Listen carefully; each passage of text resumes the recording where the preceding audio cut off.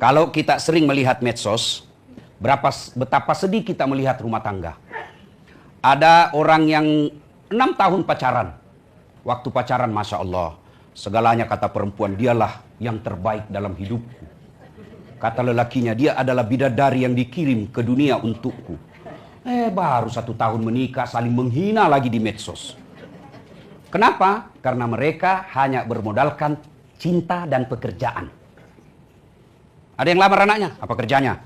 Ada yang lamar anaknya, kau suka dia? Nggak cukup itu modal. Maka dia harus punya modal ilmu pengetahuan dalam berumah tangga. Orang dulu nggak sarjana, orang dulu nggak doktor, nggak jenderal dalam berumah tangga, tapi anaknya bisa jadi jenderal. Anaknya bisa jadi doktor, anaknya bisa jadi profesor. Berarti ada yang masalah dalam mendidik rumah tangga kita. Tidak cukup hanya ekonomi, yang paling penting adalah pengetahuan. Tidak cukup pengetahuan tentang berumah tangga, tapi yang paling penting adalah ilmu agama. Kalau rumah tangga tanpa agama, bisa jadi rumahnya mewah, bisa jadi harta berlimpah, tapi tidak ada sakinah. Apa itu sakinah? Ketentraman jiwa. Maka pada kesempatan ini, izinkan saya menyampaikan beberapa poin-poin bekal untuk Adinda Akbar dan Safa. Mudah-mudahan rumah tangganya nanti kelak sakinah, mawaddah, warahmah. Amin. Yang pertama, kemarin di Sulawesi Selatan heboh. Kenapa? Ada beberapa pengantin batal. Kenapa? Banjir. Sudah siap pengantin, sudah siap uang panai, sudah siap kedua belah pihak, datang banjir mengacaukan. Tidak jadi menikah. Reschedule. Dan sampai sekarang katanya belum dipastikan. Kenapa? Banjir belum surut. Kata pejabat, bukan banjir, itu genangan air. Nah, terserahlah kau apa yang kau bilang. Nah, Adinda, Akbar dan Safa, alhamdulillah. Kamu alhamdulillah belum menikah saja sudah seperti ini bahagianya. Baru lamaran. Tanya itu bapak ibumu. Apa begini waktu lamaran? Pak Jenderal begini waktu lamaran? Enggak. Pak Haji begini waktu lamaran? Enggak. Bayangkan dek. Maka bersyukur. Alhamdulillah baru lamaran sudah bahagia begini. Masya Allah. Coba lihat. Apalagi ada orang, Masya Allah, belum sudah menikah, sudah ada anaknya, enggak punya rumah. Saya yakin Akbar dan Safa sudah siap rumahnya. Maka kita bersyukur. Alhamdulillahi Rabbil Alamin. Tapi apakah kemewahan seperti ini jaminan kebahagiaan? Tidak. Kalau tidak ada iman, enggak. Dalam rumah tangga kalau tidak ada iman, percaya tidak akan kutemukan yang namanya sakinah. Kadangkala kita selalu merasa rezeki itu, nikmat itu hanya duit. Ibu-ibu yang cantik-cantik ini, saya mau tanya ibu. Ibu saya kasih iPhone 16. 1 tera mau enggak? Gratis ibu. Mau? Betul. Betul. Tapi saya kasih, begitu saya kasih ibu langsung tuli. Mana yang mau tadi? Mana yang mau? Apa? Berarti yang mahal bukan telinga. Bukan handphone, bukan jaringan. Apa? Telinga. Hebatnya lagi di telinga, ada sensornya. Dia bisa bedakan mana istri, mana sekretaris. Iya toh? Masya Allah.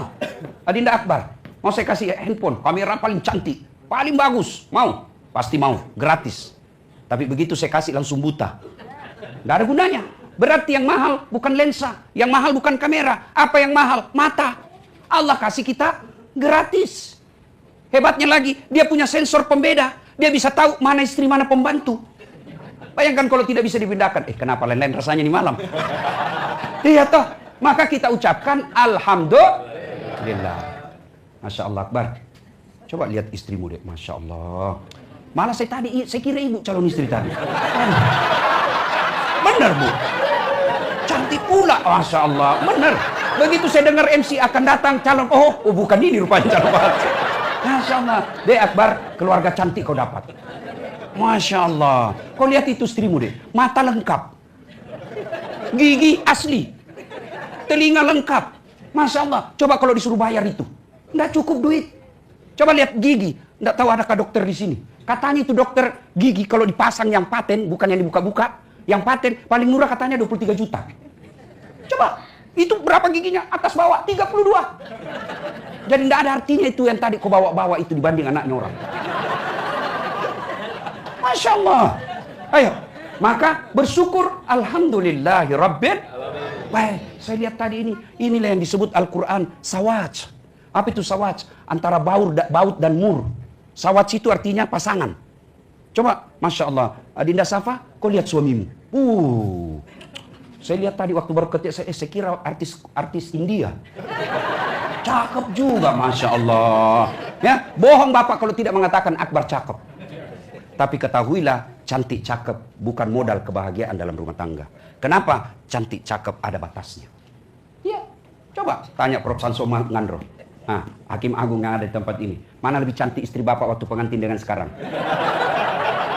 Nah, Bapak bohong kalau bilang cantik sekarang. Artinya apa? Cantik ada batasnya. Cantik ada batasnya. Iya, masih cantik sekarang. Tapi tiba-tiba kena stroke tahun depan. Kira-kira masih cantik kalau sudah bengkok muka gini. Maka pertahankan kecantikan itu dengan iman. Tanpa iman semua akan sia-sia. Ya, pertama selalu ucapkan Alhamdulillahirabbil alamin. Ibu-ibu dalam rumah tangga itu dia pejabat.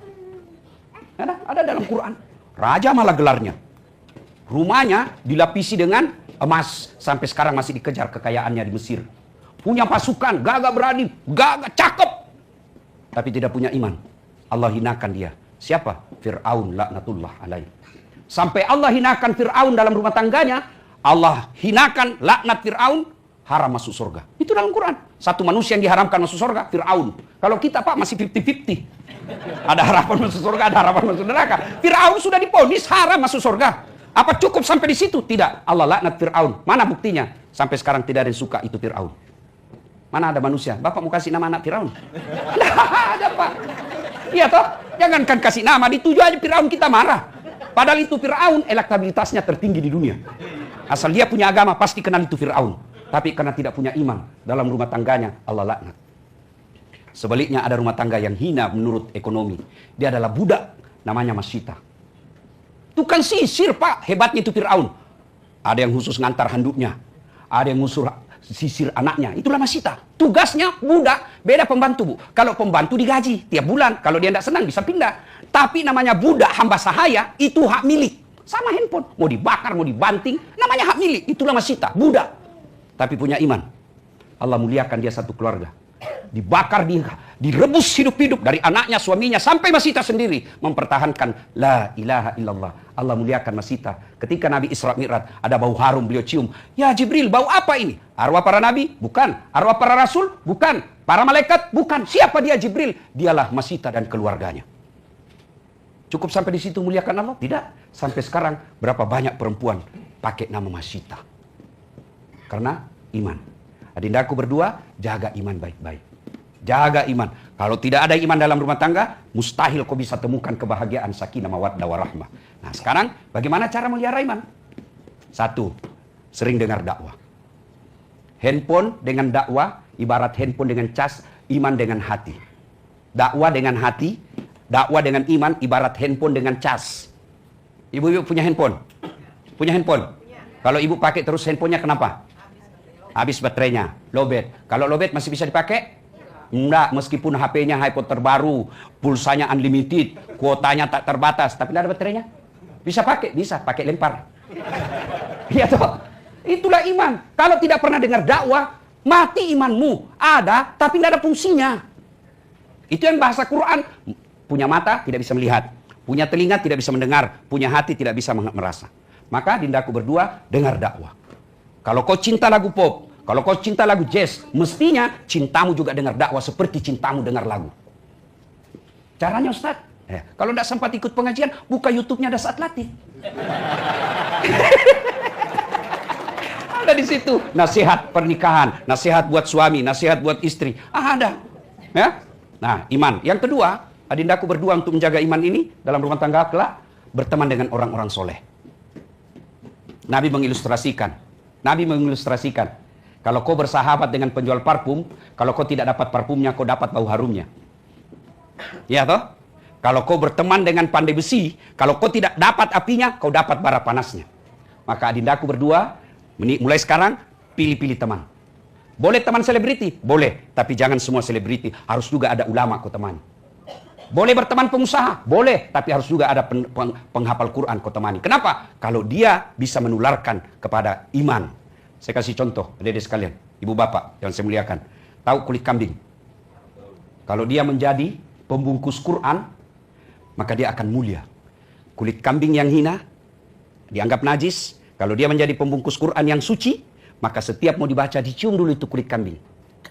Sudah itu disimpan di atas, di ketinggian. Kenapa dia? Karena dia berteman dengan kitab suci. Sebaliknya kulit kambing ketemu drum. Apa yang terjadi? Dipukul, pak. Kenapa? Salah milih teman. Maka adindaku Safa, boleh ku berteman dengan ibu-ibu hebring, ibu-ibu hedon. Tapi itu jauh lebih besar risikonya daripada kebaikannya. Berapa banyak suami punya karir, suami punya masa depan yang baik, hancur seketika karena salah istrinya memilih teman. Ya. Kemudian yang ketiga, cara memelihara iman. Berkunjunglah ke tempat-tempat yang faedah.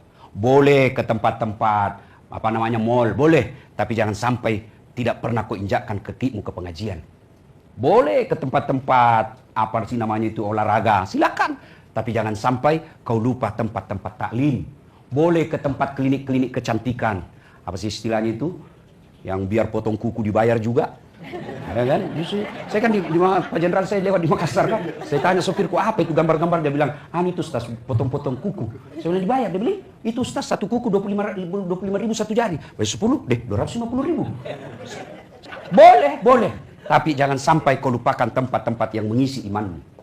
Itu Bapak, saudara-saudara sekalian. Ya, nasihat ketiga buat kalian berdua. Namanya ini akbar luar biasa. Nur, cahaya. Akbar, besar, salah satu Asmaul Husna. Yang tidak mungkin sah solatmu kalau kau tidak sebut Allahu Akbar. Setiap solat. Kemudian kata yang ketiga, Karim.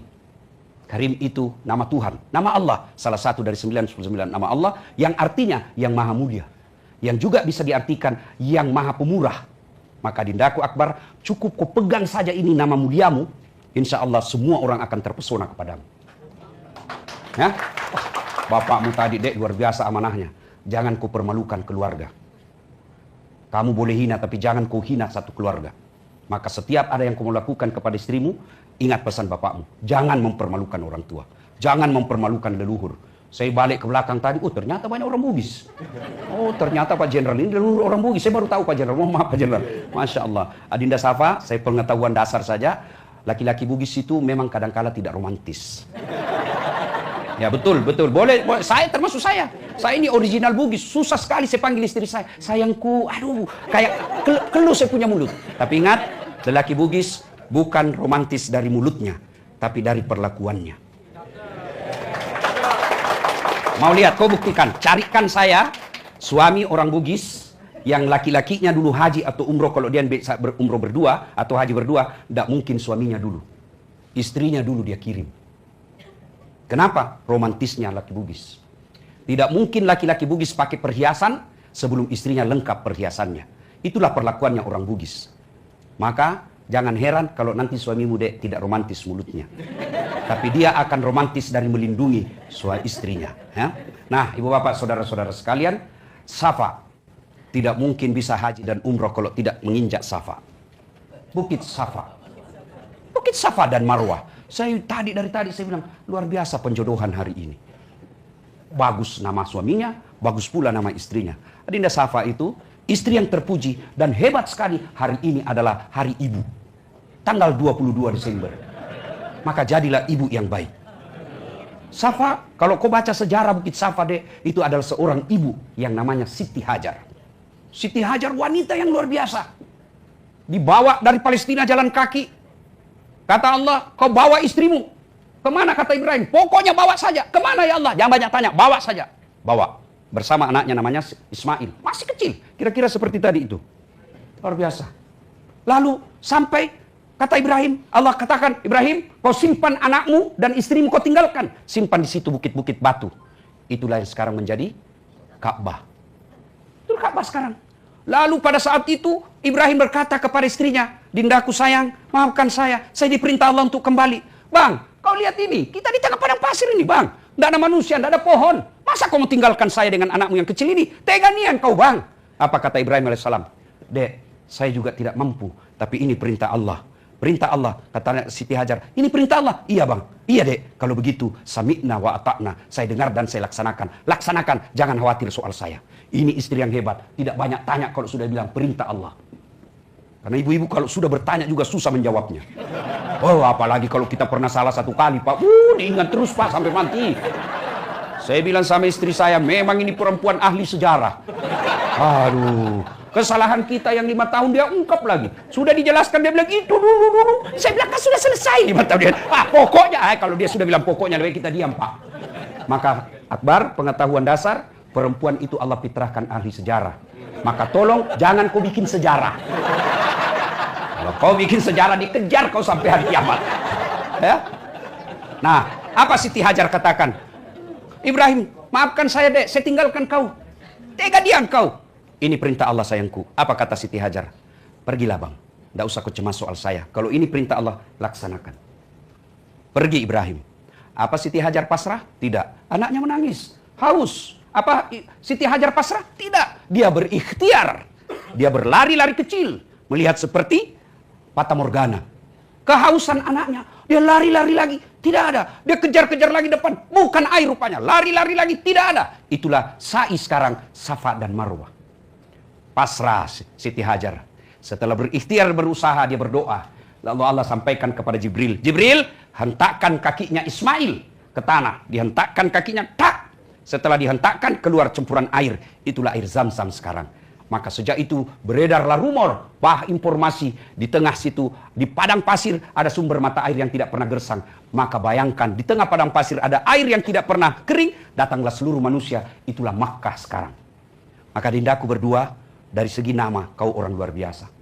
Saya berdoa, mudah-mudahan rumah tanggamu betul-betul diberkahi dan diridai oleh Allah Subhanahu wa taala. Pesan yang keempat, tidak mungkin kamu bisa pesta pernikahan mewah begini kalau bukan kedua orang tuamu. Percaya deh. Maka tidak mungkin kau bisa bahagia kalau mendurhakai orang tua. Percaya itu. Tidak usah kau cari muka sama pimpinanmu Akbar. Kalau kau besok-besok jadi pejabat tinggi, tidak usah cari muka sama manusia. Muliakan saja orang tuamu dua-duanya. Insya Allah Allah lapangkan segala hidupmu. Coba lihat ini. Siapa yang ceramah Akbar? Udah saat latih. Tidak gampang juga ngundang saya, bos. Betul. Tapi karena bapakmu siap-siap jenderal, siap jenderal. Tidak ada kata tidak. Itu berarti dengan jasa orang tua kalian bisa menikmati hidup yang baik ini. Adindaku Akbar, Allah takdirkan engkau berpisah ibumu. Jangan lupakan ibumu. Caranya kau doakan. Selesai ini kau sujud syukur, ingat orang tuamu. Sujud syukur, kirimkan Fatihah. Ya. Yang kedua, jadilah anak yang baik. Ibumu pasti sedih sekali kalau dia lihat kau sengsarakan istrimu. Ya. Yang ketiga, kalau ada harta yang kamu punya, ingatkan selalu bapakmu, sedekah untuk ibu. Jangan pernah melupakan ibu meskipun dia sudah di alam kubur. Tidak berarti orang yang alam kubur tidak melihat kita. Dia tetap melihat kita. Cuma tidak bisa kita komunikasi karena alam kita sudah beda. Alam barzah namanya. Pesan yang kelima, saya dengar informasi tadi, bulan 5 baru menikah. Adindaku berdua, kalian belum halal. Kurangi pertemuan, kalau mau bertemu, ajak keluarga. Karena setan pasti sudah menghasut kamu. Pegang sudah tangannya, sudah pelamaran. Oh itu setan itu. Ya, karena masih jaraknya masih lama. Jaga, jangan terlalu sering ketemu karena setan bisa masuk. Kalaupun ketemu, ajak keluarga. Supaya apa? Tidak ada fitnah dunia. Mudah-mudahan kehadiran kita semua ini bukti bahwa kita ridha atas kedua mempelai ini. Kita doakan mudah-mudahan kedua mempelai menikah pada saatnya dengan sakinah, mawaddah, warahmah. Terima kasih, mudah-mudahan ada manfaat. Lebih dan kurangnya mohon dimaafkan. Usikum wa nafsi bitaqwallah, fastabiqul khairat. Assalamualaikum warahmatullahi wabarakatuh.